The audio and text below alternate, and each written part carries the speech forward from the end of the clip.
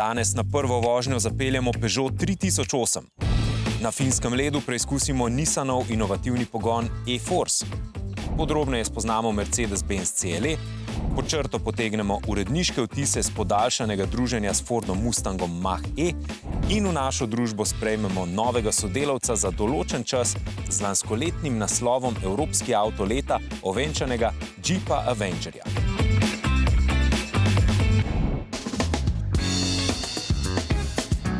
Pozdravljeni v avtomobilnosti. Letošnje leto bo avtomobilsko zelo zanimivo. Na naše ceste bo zapeljalo skoraj 100 novih ali močno prenovljenih modelov. Ampak to pa še ni vse. Skupaj bomo spoznavali kar nekaj novih znamk, večina bo prišla z Kitajske in kot bi rekel kolega Andrej, na Kitajskem je avtomobilskih znamk skoraj toliko, kot je zrn riža v riževem narastku. Ne bodo vsi pripeljali na evropske ceste, verjetno tisti, ki so tehnološko in cenovno najbolj prilagojeni.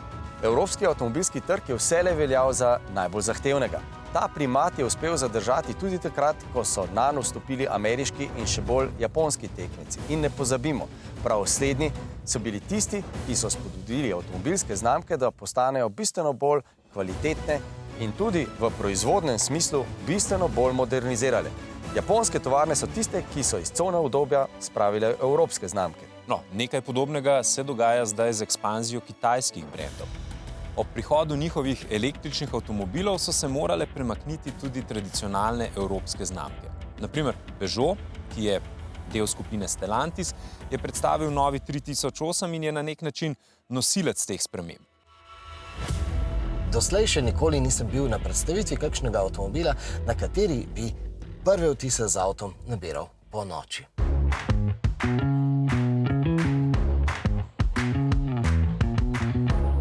Tukaj se je to zgodilo na predstavitvi Peugeota E3008 in razlog je v lebdečem iCockpitu. iCockpit seveda poznamo že dobrih 12 let. Seveda gre za ureditev kabine kokpita, seveda, pri katerem imamo takšen majhen volan in pa merilnike, ki jih gledamo tako čez volan. To nam seveda omogoča, da so potem, ko želimo kaj videti na zaslonu, premiki naših oči minimalni. No, novost pri tem avtomobilu pa je, da imamo tukaj zdaj en tak velik, širok, razpotegnen zaslon. Po noči tukaj spodaj posvetijo lučke in zadeva izpade, kot da res lebdi. Res je čudovit občutek, kot je tako obdaja prijetna tkanina. Kokpit omogoča, da se z avtomobilom tudi pogovarjamo preko recimo ChatGPT-ja, ampak tisto, kar je pa mogoče navdušilo, pa je to, da imamo zdaj tukaj zaslon z bližnjicami in te bližnjice zdaj lahko tudi premikamo takole z drsanjem po zaslonu. Se pravi, da imamo tukaj bistveno večji nabor bližnjic. Zdaj, vse skupaj že deluje skoraj da kot recimo tisti dock v računalniku, se pravi tista orodna vrstica z bližnjicami do aplikacij.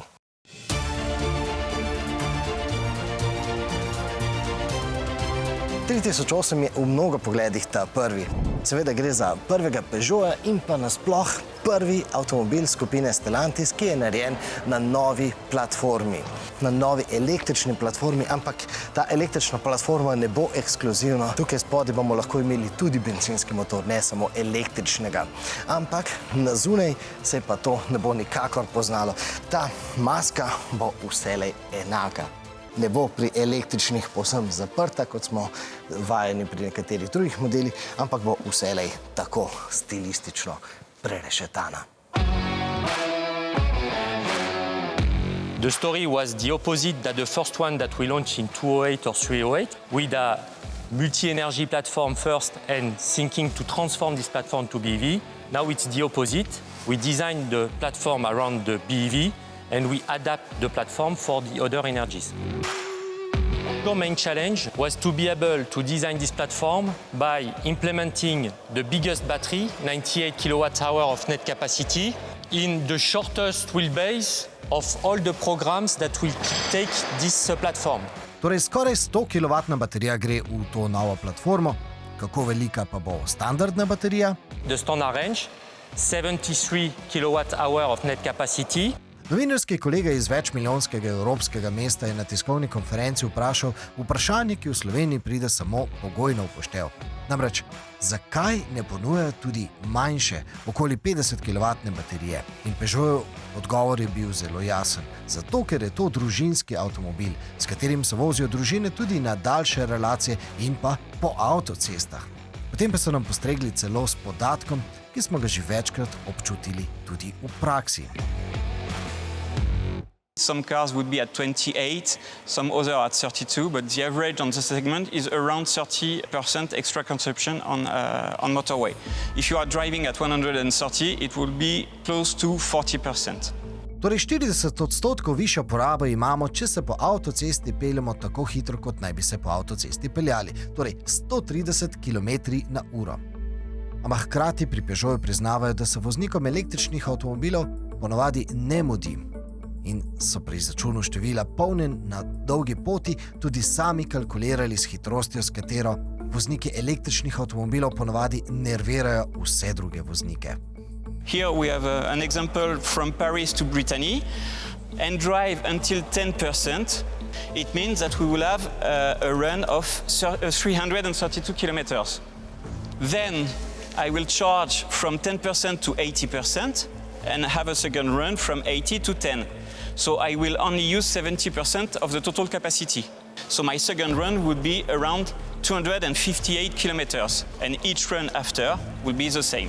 If we have a 350 kilometers range, in the same conditions, we will only have 168 each time. So more stops and less time to drive. Here, this range is about 2 hours driving between two charges. No, to pa je osvežujoče. Kajti ponavadi poslušamo same nerealne VLTP obljube, tukaj pa so samozavestno povedali, da 500-kilometrski VLTP doseg v praksi pomeni obvezen polurni počitek na dobri 2 uri. Saj, to je v resnici tako, kot bi z varnostnega vidika vedno moralo biti na dolgih progah. Ampak na teh dolgih poteh je pomembna še vsaj ena digitalna funkcija. And when you have the connected navigation feature, you will be able to see how many charging points are actually available at each POI. So this is very interesting to make sure that when you navigate to this POI, you will have a free spot for you to not lose any time to charge your E3008. Mimogrede, po poti vas lahko namesto glasbe iz odličnih Focalovih zvočnikov zabava kar ChatGPT. If you have children, it can entertain them. You can ask it to tell you a story, to read you a poem, to tell you something about the city where you want to go or where you are in. What is the most famous painting of Leonardo da Vinci? The most famous painting of Leonardo da Vinci is the Mona Lisa. Stališča prometne varnosti in takrat, ko analiziramo statistične podatke in ugotavljamo, zakaj je bilo kakšno leto boljše ali slabše v prometni varnosti, pozabimo omeniti, kako pomembno vlogo pri tem imajo asistenčni sistemi. In ti so tudi v električnih avtomobilih zelo močno prisotni in s tem pravzaprav prvi znanilec tega, da bo vožnja enkrat povsem avtonomna. To zdaj ni nobeno vprašanje več. In prednost bodo imeli v prihodnosti tisti proizvajalci, ki bodo dobili največ podatkov o voznih lastnostih oziroma vozni dinamiki njihovih voznikov, imeli najboljše senzorje in seveda najmočnejše procesorje. No, mi smo šli preverjati vse te senzorje, kako lepo se da z njimi drseti tam, kjer se najbolje drsi po zimi, na Finskem.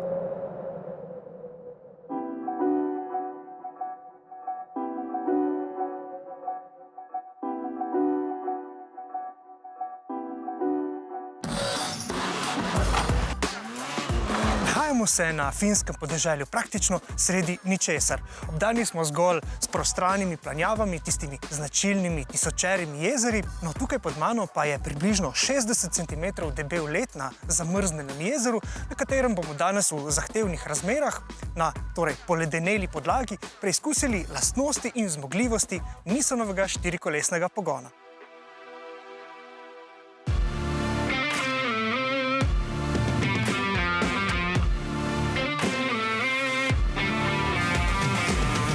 Prvi je X-Trail, ki ga žene hibridni pogon, no na drugi strani pa je Aria s popolnoma električnim pogonom.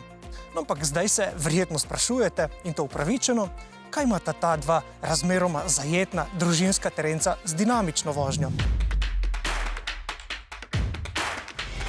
That's it. Cool. Nissan nam odgovarja, da je to muha evropskih kupcev. Na stari celini si namreč vozniki želimo dobrih, tistih pravih vozniških voznih lastnosti tudi pri zajetnih družinskih športnih terencih. No in zato na finskem ledu, tokrat na pnevmatikah z žebljički, izvajamo tudi značilni Scandinavian Flick. Torej gre za kontrolirano drsenje v nasprotno smer pred zavojem, da lahko zadek avtomobila lepše zdrsne v naslednjem, tako pa skozi zavoj nesemo večjo hitrost. Ampak zdaj nas seveda zanima, kako je Nissan dosegal takšne vozne lastnosti.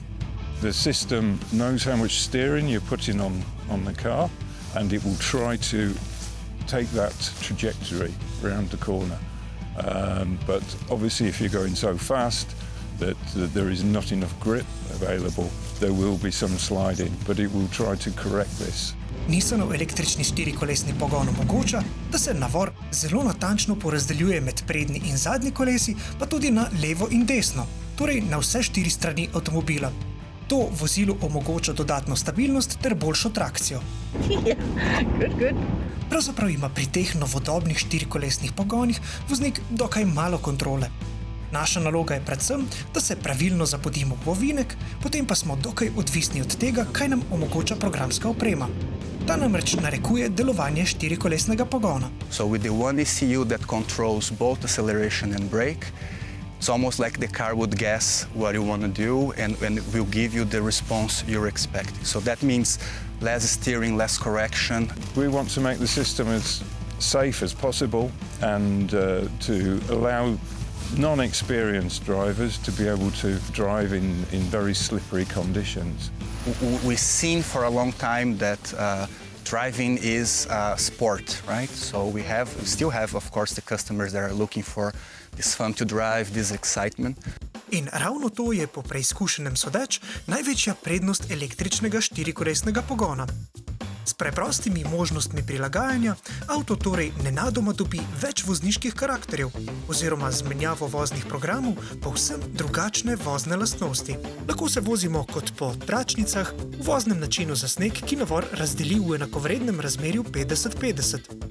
No, na drugi strani lahko v načinu sport pogon več navora pošlje na zadnji kolesi, dodatno vozniško svobodo oziroma driftanje pa ponudi predvsem športni način sistema za nadzor stabilnosti.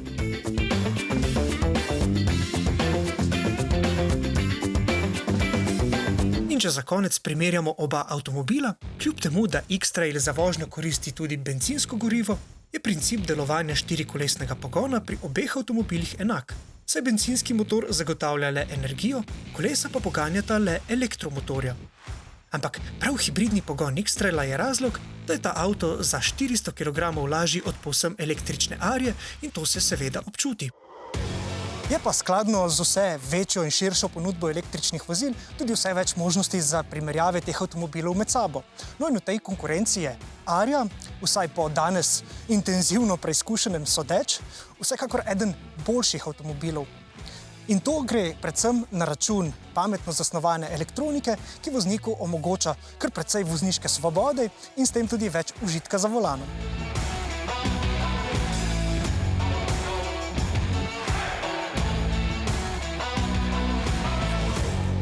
Ja, čas pa je za avtomobilnostni kviz. Tokratno vprašanje pa se glasi tako. Dars je po precej mili zimi že lahko pospravil kole, ki jih ponavadi dajo po zimi ob robu cestišča. Nas pa zanima, koliko teh kolov ima Dars na voljo. Glasujete lahko prek QR kode ali če nas obiščete na rtvslo.si/poševnica avtomobilnost. Zdaj pa smo vam dolžni še odgovor na vprašanje preteklega tedna. Spraševali smo vas, kdo je avtor tega dizajnerskega koncepta, ki mu ljubiteljsko rečemo tudi Jeep Grill, se pravi 7 rež na prednjem delu vsakega džipa.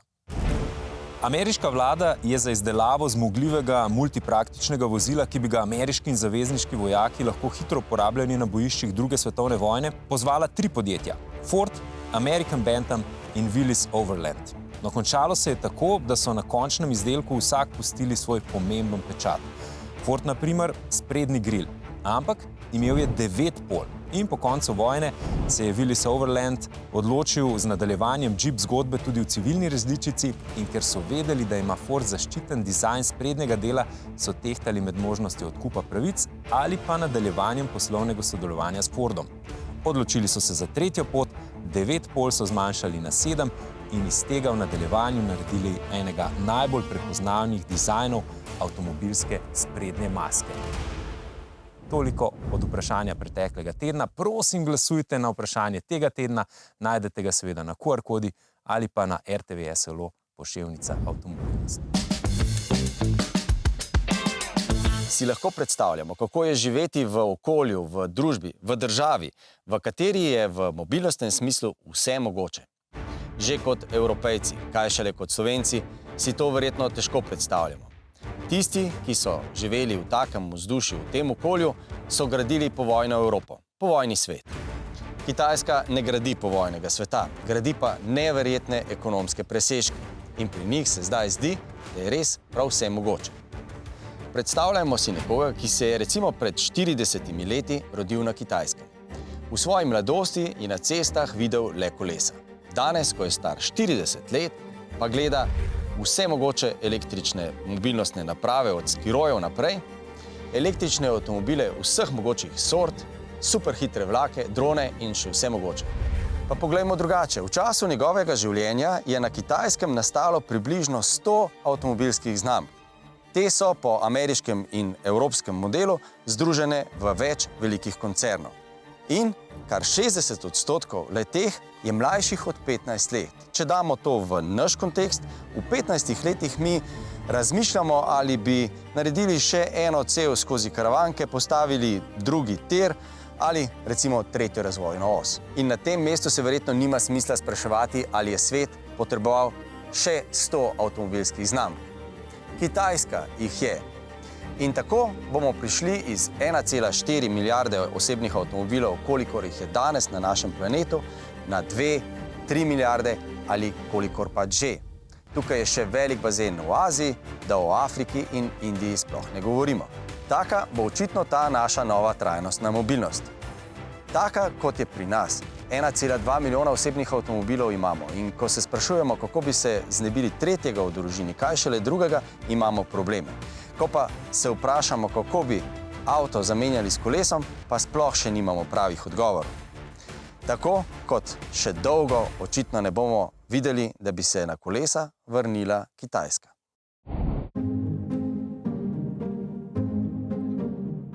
Tukaj imamo ponovno enega čudovitega Mercedesa, za obliko katerega lahko ponovno le čestitamo našemu mojstru avtomobilskega oblikovanja Robertu Lešniku in njegovi ekipi. Mercedes-Benz ima dolgo zgodovino kupejev in da bi bolje razumeli, kaj vozila s tovrstno obliko pravzaprav prinašajo, si za začetek privoščimo kratek izlet v 90. leta prejšnjega stoletja. Naj vas pred nadaljevanjem ogleda opozorimo, da bo ta prispevek precej subjektiven. Tokrat namreč govorimo predvsem o obliki vozila, saj po kupejih povprašujejo predvsem tisti, ki avtomobile zelo radi premerijo tudi z očmi.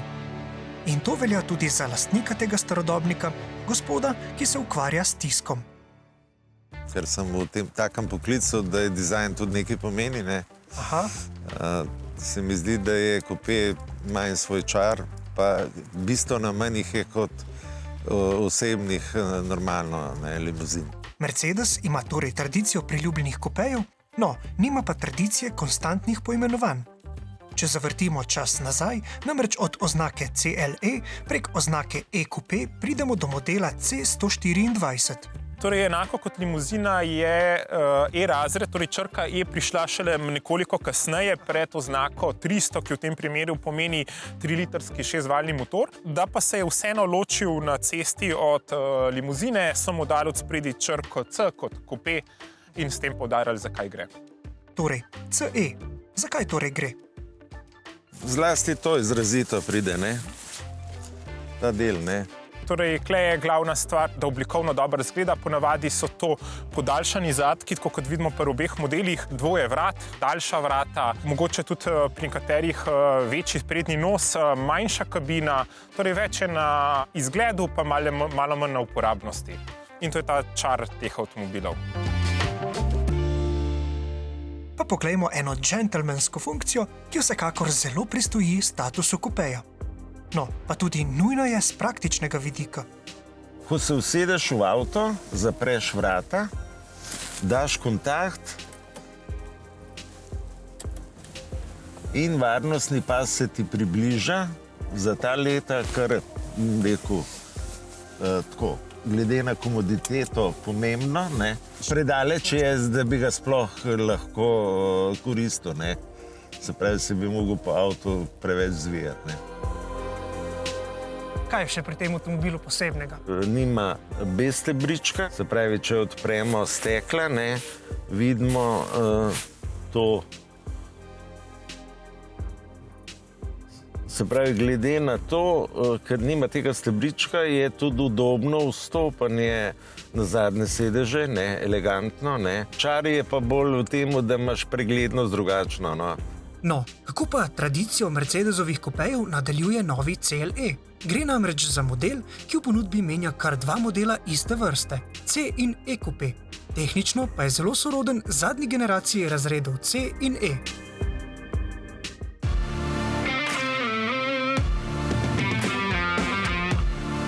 Kaj je tista glavna razlika v primerjavi z razredoma C in E?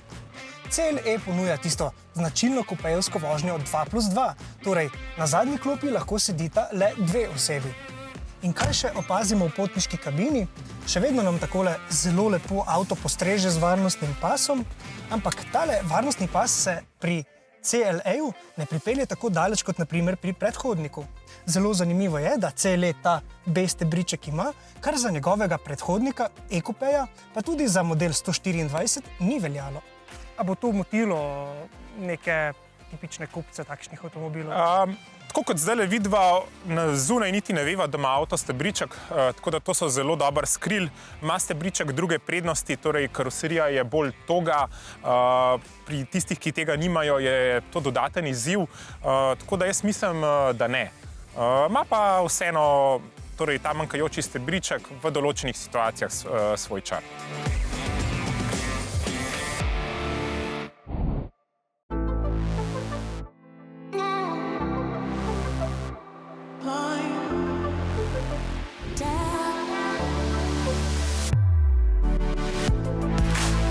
Napočil je trenutek, ko se poslavljamo od našega super testnega sodelavca Forda Mustanga Mach-E. On in pa QR koda, ki je nalepljena na njem, sta generirala kar nekaj vprašanj, nekaj kritik, nekaj zanimivih pomislekov. No, dva smo zagotovo pričakovali. Ta prvi je tisti, ki je vezan na pogon. In sicer Ford Mustang Mach-E ponuja električnega, prejšnji Mustangi pa so brneli bolj po bencinskih klapih. In pa oblika. Oblika vas je nekatere malo zaskrbela, saj ni klasičnemu Mustangu. No, malo mu je podoben, ampak ne pa preveč. Na pravih mestih so izbrali tiste detajle, ki spominjajo na Mustang. In s tem seveda črpali iz bogate Mustangove zgodovine. Vedeli smo, da vas bo to zmotilo, tako kot si rekel, da ime ne boste hoteli videti na električnem avtomobilu. Ampak drugo vprašanje, ki je bilo zelo pogosto in prav tako, kot si namignil, je sprožilo kar nekaj debat v naših povezavah, je pa bilo povezano s tem, da je to še eden izmed tistih velikih avtomobilov, električnih velikih avtomobilov, ki jih Evropejci razumemo kot avtomobile za družine, tudi za družinska potovanja, ki pa imajo kapaciteto baterije tako, da z njimi prevozimo približno 300 km. Mi smo testirali v zimskih razmerah, kar si vse lahko pogledate tudi v naših arhivih na spletu avtomobilnosti in izmerili, kako se po zimi da z električnim avtomobilom, z vsakim, tudi z Mustangom, doseči čim več kilometrov, ampak tukaj pridemo do bistva.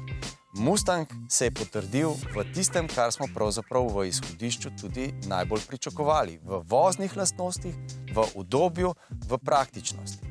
In zanimivo je tudi to, da smo dobili kar nekaj odgovorov in vprašanj tistih, ki že vozite električne avtomobile. In recimo eden od gledalcev je Andreju zaupal to, da vse razume, kar smo povedali, ampak ko je šel gledat svoje poti, ki jih je upravljal v preteklem letu na Google Mapsih oziroma na mapah, ki jih ponuja Google, je ugotovil, da bi praktično vse lahko pokril zgolj z električnim avtomobilom. Ja, tudi za nas je pravzaprav to, da imamo na avtomobilu QR koda zanimiva dogodivščina, ker človek se je ustavil in rekel, jaz sem poslušal, kaj ste rekli, sem razumel in mi električni avtomobili v bistvu niso blizu. Ampak potem pa sem dobil to, kot praviš, obvestilo Google v preteklem letu, kje se je gibal in koliko kilometrov je naredil z avtom, kako dolge so bile njegove poti in je rekel, da je pravzaprav zrel za električni avto. Tako da tukaj recimo lahko tisti, ki razmišljate o električnem avtomobilu, razmišljate tudi skozi eno tako analizo svojih dnevnih ali pa tudi letnih poti. Pa mimogrede, več kot jasno se je na našem supertestnem avtomobilu pokazalo prav ob pomoči QR kode, še bolj kot pri recimo drugih testnih avtomobilih, da je avto, ki ni pravzaprav, ki je nišni, tudi za evropski trg več kot jasno narejen za segment tistih ljudi, ki si želijo dizajnerski, velik, športen avto, ki ga pa uporabljajo v primestni rabi, seveda ozek. To ni avto za množice, to je avto za tiste, ki želijo in iščejo prav nekaj posebnega. In zanimivo je, kaj vse tehnološko prinaša.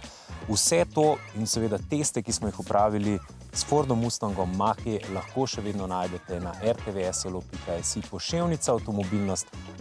In seveda uživajte v naših dolgih testih in ne pozabite nam zastaviti vprašanje. Naj vam danes premierno predstavim našega novega sodelavca za določen čas, Jeepa Avengerja. No, prepričani smo, da tudi pri tem avtu ne bo manjkalo vaših vprašanj, saj gre za zelo atraktivnega mestnega športnega terenca, ki je mimogrede tudi nosilec lanskoletnega naziva Evropskega avto leta. V našem uredništvu model že zelo dobro poznamo. Pred časom smo testirali električno verzijo Jeepa Avengerja, lahko si pogledate na našem MMC-ju poševnica avtomobilnost. No, tokrat pa ga imamo v 1,2 bencinski različici, ki je z naskokom najbolj prodajan Avengerjev model. In skupaj z vami bomo ugotavljali, zakaj. No, tudi Avenger seveda spredaj ponosno nosi znak svojih prednikov. No, ampak ne govorimo samo o klasičnem Jeepovem grilu, ampak tudi o nekaterih detajlih, ki jih najdemo spodaj pod masko in tamle na platiščih. No, ampak na avtu nekje je tudi otrok, ki z daljnogledom gleda zvezde. Kako pa veš, da so zvezde? Ker so zvezde na drugi strani stekla, on pa je tukaj. No, in še te in podobne detajle bomo razkrivali v naslednjih tednih, ko bo, kot rečeno, Jeep Avenger naš sodelavec. Vas pa vabimo, da vzamete svoj telefon, če nas kje srečate, in kliknete na tole QR kodo, se pravi, odprete fotoaparat, kliknete na link, ki vas bo peljal na rtvslo poševnica avtomobilnost in nam zastavite kakšno vprašanje, komentirate naše vožnje oziroma naše teste in seveda se vidimo naslednjič v prihodnji oddaji. Srečno!